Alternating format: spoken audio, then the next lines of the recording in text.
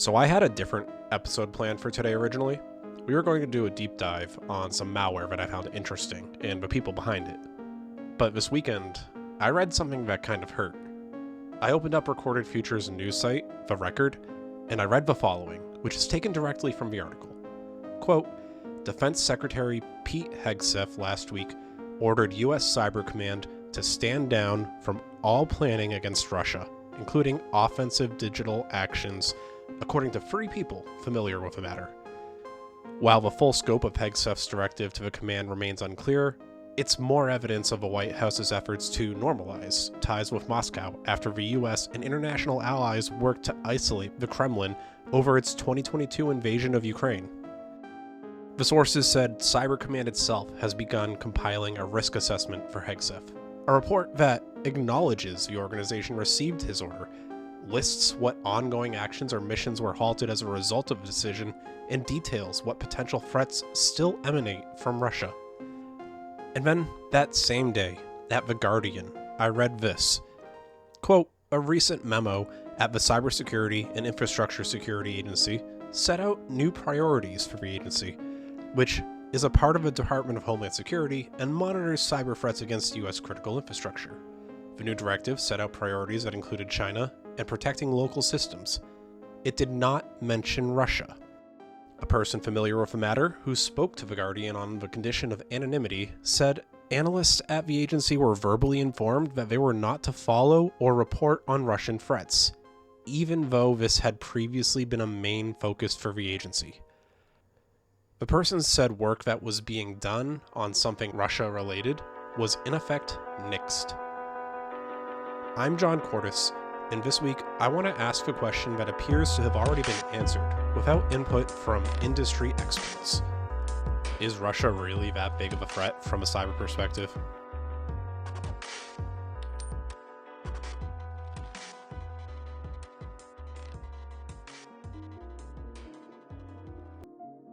Before we get started into an episode that frankly makes me a little bit mad, I've got a fun bit of news that I want to share with you all. We talked about it last week, so if you already know about this giveaway, then skip ahead a minute. It's been a couple continuous episodes back now, and I'm loving the energy from the community, so to help grow our little slice of the internet, and at the same time to give back to you, I'm launching the first giveaway of the year. There's going to be 5 winners and a couple of tiers of prizes with different ways to engage. I'll start with the shiny objects. The prizes range from Amazon gift cards to show merch and Patreon subscriptions. So, how do you enter? There are multiple ways for you to earn an entry into this little raffle. Each item I'm about to talk about carries a couple different point values for entry. Each point is 1 entry in the raffle for this. The raffle is going to be at the end of March, so we'll have plenty of time to get your entry in. Everything that involves a link is also going to have an appropriate link in the podcast episode so that you can go directly access it there. Or, if you need to, you can find it on whattheshellpod.com. So for 3 points, or free entries, you can join the podcast Discord. For 2 points, you have a couple of options that will end up rewarding 2 points each. You could follow a podcast Twitch channel at whattheshellpod. You could follow and rate the show on Spotify. You can share your favorite episode and tag the show. And for 1 point each, you can follow the show on Instagram at shell_pod, on Blue Sky at shellpod, one word, or on YouTube at whattheshellpod. When you've done these, send proof to either my Discord, which you can find on the show's Discord server, or through any of the social media profiles above. Like I said, each point will be 1 possible pull entry from the giveaway, and I'll be pulling the names at the end of March. You've got plenty of options to score quite a bit, and I'm pretty happy. All 5 winners are going to receive a What the Shell poker chip. It's a new thing that I'm doing mainly for in-person promotions. I wanted to share with you all. And if you don't get one, just find me at DEF CON this year. I'll be handing them out too. You'll get 2 stickers for the show, 1 of the main logo and 1 of a Doing My Heckin' Best, each of which is a 3x3 and perfect for your laptop. And lastly, for 5 of the winners, you'll receive a 1-month Patreon user access subscription. 3 out of the 5 will end up getting all of those prizes I just talked about and a What the Shell t-shirt. And 1 of the 5 will receive everything I've said so far, plus a $25 Amazon gift card and a 1-month Patreon root access membership. That's the tier that comes with a 10-minute mini episode of your choice for Patreon users only. Alright, That's enough of a self-promo till the end of the episode, so I hope you'll participate.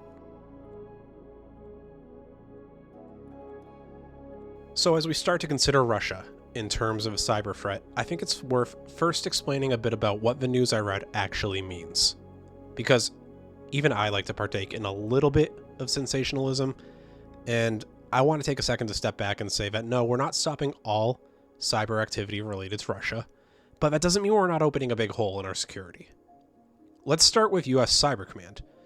This is the branch of the military that has been running offensive operations against Russian threat actors in the past.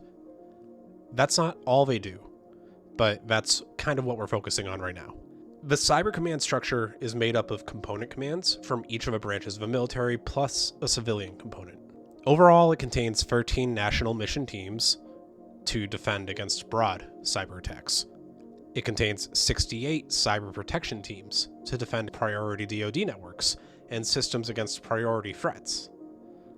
27 combat mission teams are there to provide integrated cyberspace attacks in support of operational plans and contingency operations. And 25 cyber support teams are part of it to provide analytic and planning support to the national mission and combat mission teams. That's all to say that this organization is well thought out and has a comprehensive plan and structure. If you want to consider what they actually do as a part of their mission, the Cyber National Mission Force operates in both defensive and offensive operations. All of this is to support its various missions. Missions like US election defense, counter-ransomware operations, global hunt operations, combating foreign malicious cyber actors, and providing support to national security operations. And in 2018, during the last Trump administration, they adopted a, quote, persistent engagement strategy. That's a strategy with the goal of looking for malicious cyber activity and vulnerabilities on significant networks. Instead of waiting for it to come to them, they would go out and start to hunt themselves. Since its inception, the hunt operations have been requested and conducted in 18 countries and over 50 foreign networks. This is likely where we're going to see the ripples of this announcement because these offensive operations, the hunt operations, they're used to uncover malicious actors or to impede their ability to wreak havoc online. Sometimes they'll be within the government of the country in which they reside. Sometimes they'll be government funded. Other times these actors might just be organizations that can do an amazing amount of harm, but they're all threat actors. So to talk about Russia in particular, I'm going to look back at the last 5 or 10 years or so.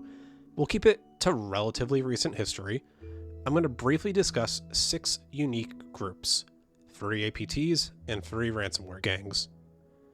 Each of these groups have been active in the last 5 to 10 years and are the kinds of groups that will be emboldened, I think, by the prospect of being less on the defensive than they have been. So should we get into it? We've talked about APTs before, and even done some episodes on Russian APTs in the past. But since we're about to dive into it again, I want to give you a brief refresher. An APT is an advanced persistent threat, and our government technically defines an APT as an adversary with sophisticated levels of expertise and significant resources. Going on to say that they don't typically go for one-off hacks, they'll prefer to take a long-term approach. So we're talking about something advanced like, say, a nation state. Some of the identifying ways they characterize them are that they establish a foothold in a network and will pivot where they can, trying to take any information they can get along the way. Sometimes they might aim to impede critical aspects of a program, a company, or even a mission that they can get in the way of. Other times, however, they just sit and wait. They'll make sure that at the precise time and situation they launch their attack in a way that the US government defines as, quote, with determination to maintain the level of interaction to execute objectives and within a capability to adapt to the defender's effort to resist. Alright, even I know that was a bit of a mouthful, so let's just say that basically they're groups of hackers with advanced tools and tactics far above that guy you follow on TikTok who claims he can hack into anything or get you crypto at a lower price.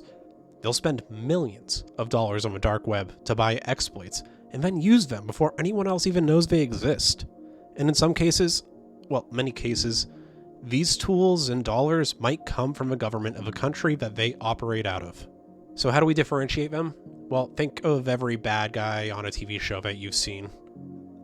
The killer, the bad guy, the terrorist, they might have a calling card, a signature style, or even a fingerprint. These same concepts can be applied to what are called TTPs, tactics, techniques, and procedures.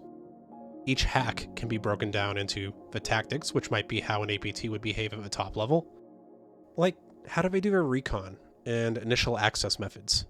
Then you add in the technique, and this is where they start to really go in deeper and apply some technology to the tactics. You've started to use your specific tools and scanners to scan the environment that you're trying to infiltrate. Or maybe you're starting to try and fish the people that you've identified as the best targets.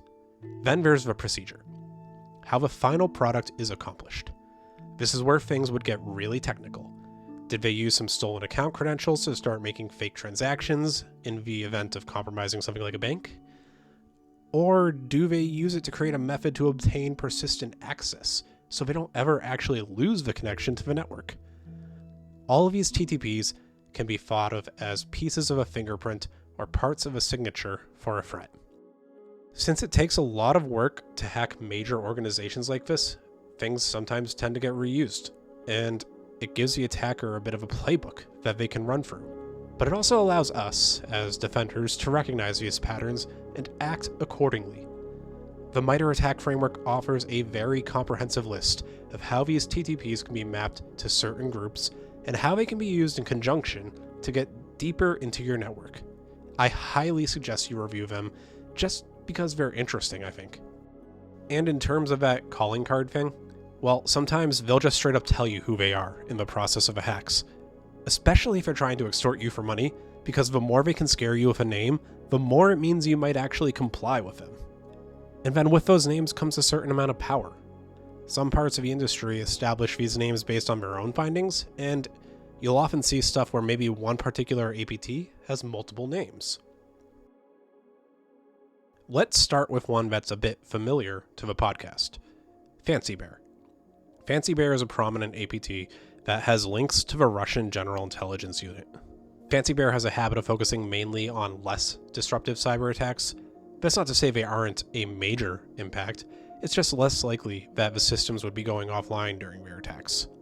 They'll aim at phishing attacks where possible, try to harvest credentials to make their way in, and try to be pretty lightweight to tiptoe their way around once they're on the network. A lot of their interesting work also kind of tends to come in the follow-through of their hacks. Once they start to leak or move the data they've got, they'll pretty frequently pose as hacktivists or shroud themselves in different kinds of online personas. They've been known to perform false flag attacks as a part of their process as well. And the profile of attacks that they've been tied to is rather impressive. Against the US alone, Fancy Bear has been linked to phishing campaigns, election interference, things like that. So that phishing campaign would be them deploying spear phishing emails to target US organizations, including government agencies and political entities. These campaigns often involve spoofed websites to harvest credentials. So with a history like this, it's no wonder that when OPM started emailing federal employees, some people thought that it might be spam or a cyber attack.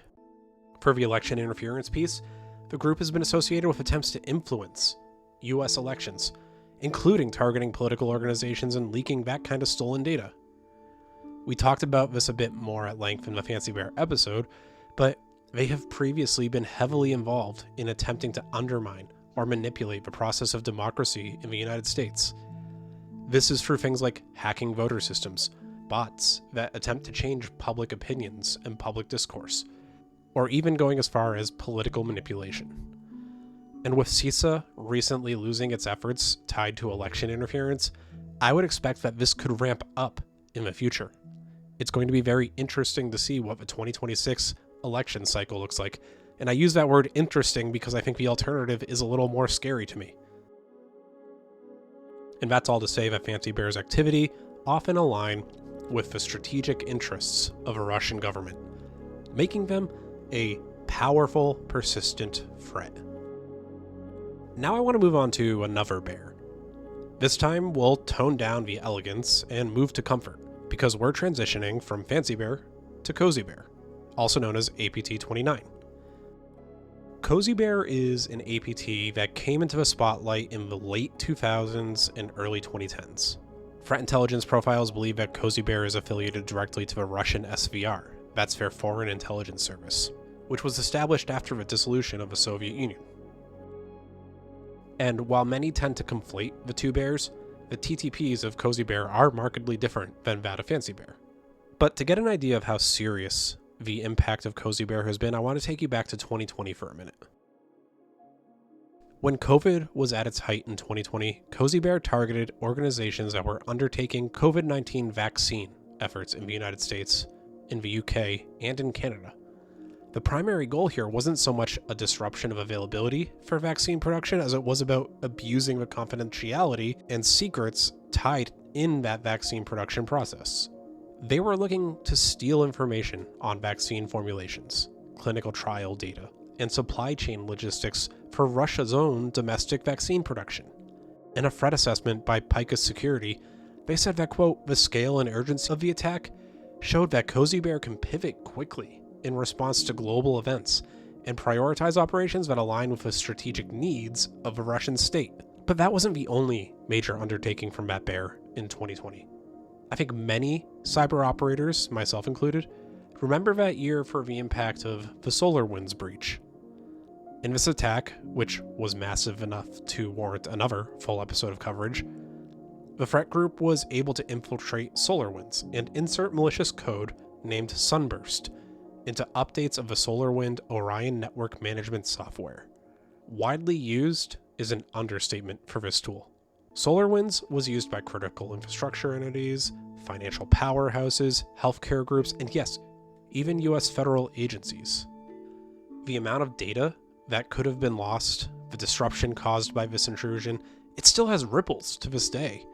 This hack that Cozy Bear performed changed the face of cyber warfare, and for many, it brought the need of offensive operations to the limelight. And you have to remember too that this is before Russia started the war in Ukraine. So for a cyber incident like this to have such a wide-reaching geopolitical impact was something that had not been seen to this level. And the last major hack I want to talk about from Cozy Bear is a hack from 2023 where they targeted Microsoft and Hewlett-Packard, or HP. From May to December of 2023, Cozy Bear had infiltrated the networks of Microsoft and HP and monitored the email accounts of senior executives, security team members, and many more. When you consider the kinds of information that they could have gained here, it does get a little bit unnerving, at least to me.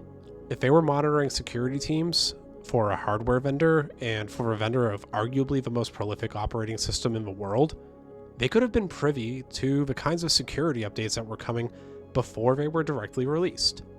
Imagine being able to have a timeline for how much longer your exploit was going to work, or hints as to where to start looking for new vulnerabilities. Compromising those powerhouses also kind of goes to show that no one's really safe from targeted threats. Cozy Bear has proven time and time again that they pose a threat, and now they have one less wall to worry about in the future, I guess. The last APT I've got for you is called Sandworm. Sandworm is also known as Unit 74455. It's a notorious cyber espionage and cyber warfare group that, again, is linked to Russia's GRU, the military intelligence agency. We've chatted a lot about the GRU, so I won't go heavily into it again, but it's usually involved, it seems like. Let's just leave it at that. This group has been active for over a decade and is infamous for its destructive cyber attacks. Sandworm's operations often target critical infrastructure, with a particular focus on Ukraine. For instance, they were behind the 2015 and 2016 attacks on Ukraine's power grid, which caused widespread blackouts. Their methods include using sophisticated malware like Black Energy and Indestroyer to disrupt industrial control systems. Sandworm's activities aren't limited to Ukraine, though. They've also targeted entities worldwide, including during 2018 when they targeted the Winter Olympics. One of Sandworm's most infamous creations is the NotPetya malware. That was unleashed in June of 2017. Initially, it was disguised as ransomware, but NotPetya was a destructive worm designed to spread rapidly and cause maximum damage. It exploited vulnerabilities in Windows, using tools like Eternal Blue, which was a cyber exploit believed to have been developed by the US National Security Agency, the NSA. NotPetya's primary target was Ukraine, but it quickly spread globally, affecting companies like Maersk, Merck, and FedEx. The malware caused an estimated $10 billion in damages. That's billion with a B. It makes it one of the most devastating cyber attacks in history from a fiscal perspective. But what made NotPetya particularly insidious was its masquerade as ransomware. Victims were presented with a ransom demand, but even if they paid, their data typically remained irretrievable. And this revealed NotPetya's true purpose: to destroy, rather than extort. The legacy of Stanworm and NotPetya serves as a bit of a reminder for our community about the evolving nature of cyber threats and about how things aren't always what they seem. In just the last 10 years, you can see that their targets here were wide-scoped, and in some cases they did more fiscal damage than the GDP that a small country might have. And now I want to pivot away from APTs directly and focus a little bit more on the criminal and money-making side of things. In addition to those major threat actors that we talked about, there are ransomware groups that tend to occupy a lot of time for security practitioners. They're often referred to as ransomware gangs. These are groups that are organized and well-staffed. Their entire model comes from making money for ransomware and extortion. It should be of no surprise that some of these organizations tend to stem from Russia. So we're going to pick 3 groups that have ties to the nation. We're going to talk about Lockbit, Conti, and Revil. And I want to describe these ransomware groups because these are just some of the targets that a hunt forward or a proactive mentality that might be in the crosshairs of an offensive style cyber operation. Why don't we start with Lockbit? Lockbit is a notorious ransomware group that operates under a ransomware as a service model. If you ever hear RAAS, that's typically what they're referring to. They offer ransomware as a service. Pretty self-explanatory. And the group provides its ransomware tools to affiliates and supporters, who then carry out attacks in exchange for a share of the profits. Lockbit's ransomware is known for its efficiency and its speed, making it a preferred choice for cybercriminals. It's kind of weird to have a preferred vendor for criminal activities, but hey, it's 2025, right? The group itself has targeted a wide range of industries, including healthcare, education, manufacturing, and, as typical, is critical infrastructure. They have, unfortunately, caused significant disruptions globally as well. One of Lockbit's defining features is its double extortion tactic. After encrypting a victim's data, the group threatens to leak information that was sensitive unless the ransom's paid. So not only is your data locked behind the encryption, it's also potentially going to be sold to the public. This approach not only pressures the victims to comply, but also kind of amplifies that potential damage, because now you potentially have a reputational damage on top of a actual organizational damage.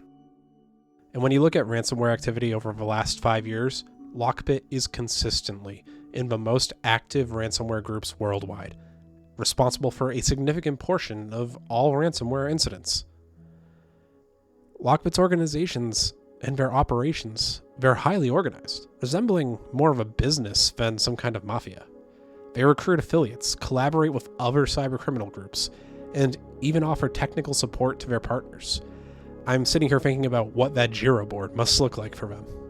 The group has also developed specialized tools such as Stealbit, which automates data exfiltration, so it automates how they steal data out of the network.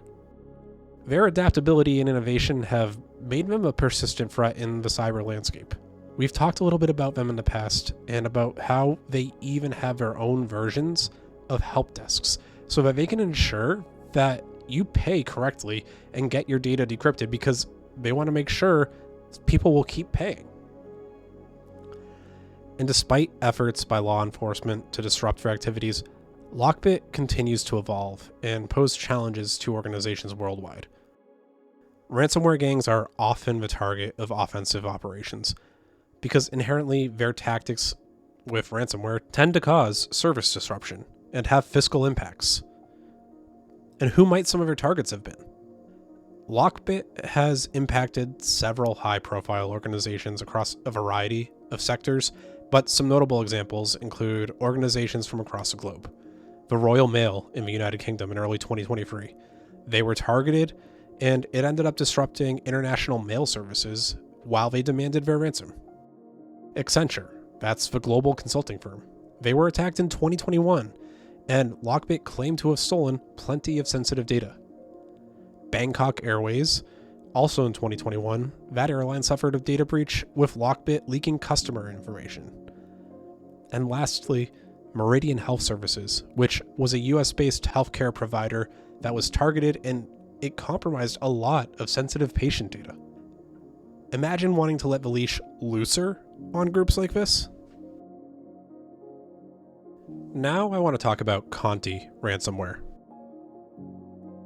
Conti was a highly aggressive ransomware group that operated under a ransomware as a service model as well. The group quickly became known for targeting organizations across a variety of sectors: healthcare, government, education.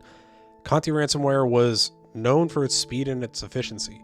It was capable of encrypting data across networks rapidly, and the group often used phishing emails and malware like TrickBot and Cobalt Strike to gain initial access into the systems that they were trying to get into. Conti was responsible for over 1,000 attacks globally, including a high-profile ransomware attack on Costa Rica's government in 2022, which disrupted critical services like customs and tax platforms. What set Conti apart was its business-like structure, and I'm not talking about just like how Lockbit had affiliates and how they had help desks, but Conti reportedly paid its affiliates a fixed wage rather than a share of a ransom. That model allowed the group to maintain tighter control over its operations. However, in early 2022, internal conflicts and a massive data leak exposed the group's inner workings. I remember reading about this. It was insane, and it led to the eventual disbandment of the Conti ransomware group. Many of its members are believed to have joined or formed new ransomware groups. But the story of Conti highlights how you never really get rid of them, and it's constantly evolving when you're talking about cybercrime. Whether it's the people, the processes, or the challenges of combating these sophisticated operations, it's just challenging. In terms of the targets that they went after, well, I want to talk about their high-profile marks as well. We already mentioned the Costa Rican government in 2022. That attack impacted over 27 agencies, including, like I mentioned, customs and tax platforms. In 2021, they hit Ireland's Health Service Executive, the HSE. This is Ireland's public healthcare system, and they went to using the typical ransomware MO of encrypting data and severely disrupting healthcare services. The attack forced hospitals to cancel appointments, delayed treatments. It was insanely disruptive for people who just needed treatment. In 2020, they hit the Taiwanese industrial automation company Advantech. This time, the group demanded a $14 million ransom and would end up leaking some of the sensitive data they stole. And lastly, Travelex. In 2020, the foreign exchange company suffered a ransomware attack attributed to Conti, and that led to significant operational disruptions and financial losses. The last ransomware gang I want to talk about is known as Revil. That's R-E-V-I-L. Revil, Re-Evil, you'll have a lot of different people pronouncing it slightly differently, but they're also known as Sodi no Kibi. They were a notorious ransomware group that operated under another ransomware as a service model. Their ransomware was known for its sophistication. Often they would go for exploiting zero-day vulnerabilities and using advanced encryption techniques to lock victims out of their own systems. One of the most infamous attacks that's been attributed to Revil was the 2021 Kaseya supply chain breach. By exploiting vulnerabilities in Kaseya's IT management software, the group managed to compromise over 1,000 businesses globally.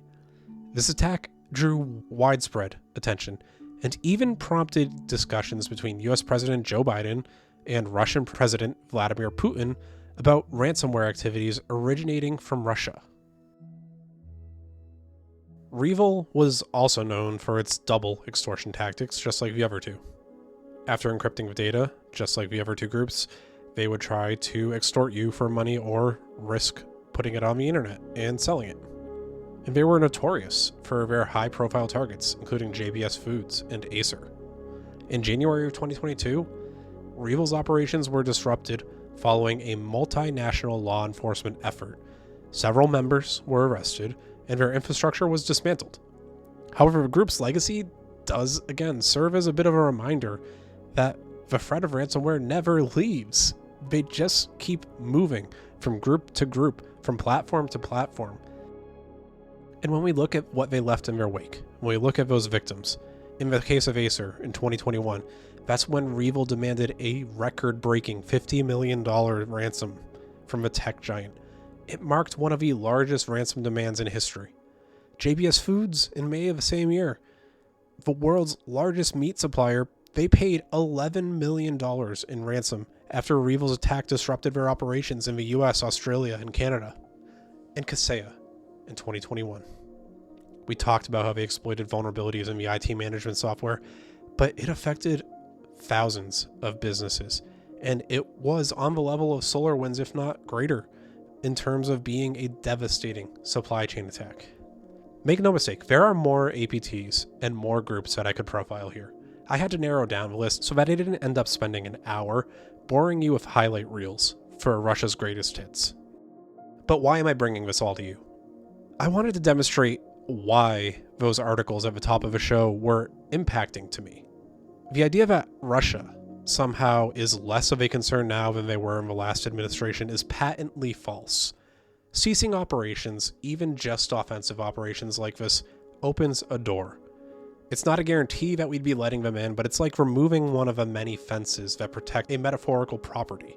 And while CISA has since posted on Twitter or X clarifying that they will continue to profile and assess threats from Russia, honestly, I don't take their word for it 100%. With multiple anonymous sources coming in and saying that they aren't being prioritized, and the efforts that are going through with Doge and the undermining of the government agencies right now, it just feels a little bit shady to me. The United States, with Cyber Command, has engaged in many offensive operations in the past against Russia, often as a part of its broader strategy to counter this kind of threat across the world, not just to be self-serving. Unfortunately, a lot of the actual work is classified, but it's something that I personally feel is necessary. Anyone with internet-facing infrastructure knows that we're getting hit from all sides all the time. It makes sense that we at least hit back like they do so that we can keep abreast of what the threat landscape looks like. Think about it like this. We've participated offensively to disrupt election interference. In 2018, US Cyber Command reportedly conducted operations to safeguard the integrity of our own elections. These efforts included targeting Russian cyber actors involved in disinformation campaigns and attempting to disrupt their infrastructure. Now we've got CISA deprioritizing election interference on one hand altogether, and Cyber Command standing down from those kind of offensive actions. It's not hard to see how those two things can add up to a problem in the coming years. The US had adopted a strategy I liked known as persistent engagement. That involved continuous cyber operations to impose costs on adversaries like Russia. This kind of persistent engagement meant that threat actors always had to worry about the possibility of impact from a strike in the cyber landscape. It meant that some of their time and some of their resources would always need to be spent preparing or responding to something like this. Hell, in the event of ransomware gangs like REvil, the US reportedly took offensive actions in the assistance of dismantling their operations. This included seizing servers, recovering ransom payments, and disrupting the networks. Imagine all of that down the drain, because those are all technically offensive efforts conducted by US Cyber Command. And I'm sure there's more to it. I'm not going to pretend like everything I'm saying is 100% true. We should all keep an eye on this situation as more comes out. And maybe not all of this ends up down the drain per se. But the communication we're seeing publicly is doing nothing but making me concerned that we're leaving the lights on and the doors unlocked to our infrastructure. And now it's only a matter of time before someone chooses to walk in and smash our property to bits. I'm John Cordes, and thanks for listening to me ramble this week again as we seemingly watch the decline of federal cybersecurity in real time. Before we go, it is time for that segment that I started last time, the listener question. This one comes from a Discord DM from a user named Keith. He asked me, John, what's a cybersecurity issue you think people are still underestimating in terms of its long-term impact? Well, Keith, I'm going to take this down a scale from globally to something a little more personal. And I don't know if underestimating is the right word for it, but I'm going to choose deepfakes. And I'm sure everyone here knows the deepfakes of Hollywood or social media stars, but I'm more concerned about it from a personal perspective. The children today are growing up inherently living an entire social life online in addition to the real world. And what I mean by that is they're posting video and audio, things that can be analyzed and input into tools. They're posting these on many public platforms. As deepfakes and AI start to trickle down from something like, what if I made a movie star with a lot of reference videos say and do something? It's only going to get easier for someone you know to do that to someone else you know. I'm concerned that we're not adequately preparing the next generation for this, and we're not giving them the tools to combat it properly. In an age where information does travel fast and it's often just a matter of what comes out first, not what comes out true, I think it's only going to get easier to hurt someone with these kind of tools. We're already seeing it happen just above our own social status levels. So while we're all considering the impact on art that AI can have, let's not lose sight of a direct impact it could eventually have on us and our relationships. That's all I've really got to say right now. I'm sorry if it's not exactly the answer you were looking for. If you want to talk more about it, or if you want to hang out, you can join me and some of our fans in the show's Discord. The link to that and my socials are in the description of the episode. And before we go, here's a thanks to all the patrons who are helping me keep the show running over at patreon.com/whattheshell. So thank you, and I apologize for pronunciation again. Benjamin Sweetnam, Chris Finnick, RKA, FLDVXUB, Robert McCurdy, Tyus Ashworth, Ben M, Pat H, Christian Odi, JS, Pseudo, and Tank Profane. I do truly appreciate all the contributions and the support that you guys give me for helping offset the cost of the show. I'll see you all in 2 weeks for the next episode.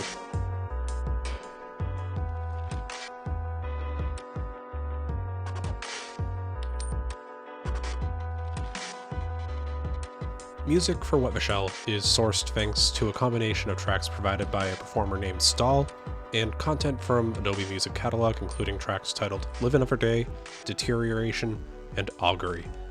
Production, including scripting, recording, editing, and publishing, and pretty much everything else, is done by me, John Cordes. Thanks for listening to What the Shell.